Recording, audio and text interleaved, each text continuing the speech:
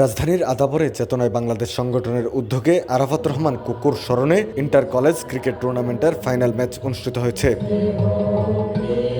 শুক্রবার দুপুরে শ্যামলী ক্লাব খেলার মাঠে আয়োজিত ফাইনাল খেলায় প্রধান অতিথি হিসেবে উপস্থিত ছিলেন বিএনপি চেয়ারপারসনের উপদেষ্টা বীর মুক্তিযোদ্ধা আব্দুস সালাম।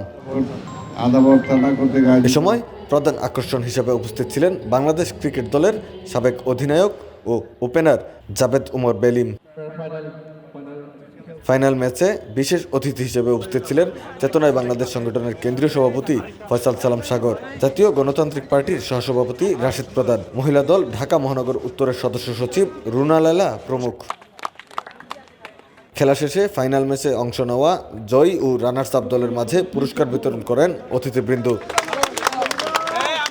এর আগে চেতনায় বাংলাদেশ আদাবর থানা শাখার সভাপতি মনোয়ার হোসেন জীবন ও সাধারণ সম্পাদক শিহাব সারার খানের নেতৃত্বে অতিথিবৃন্দকে যাত্রী প্রদান করা হয়। মেহেদী হাসান রিয়াদ, ভিওডি বাংলা, ঢাকা।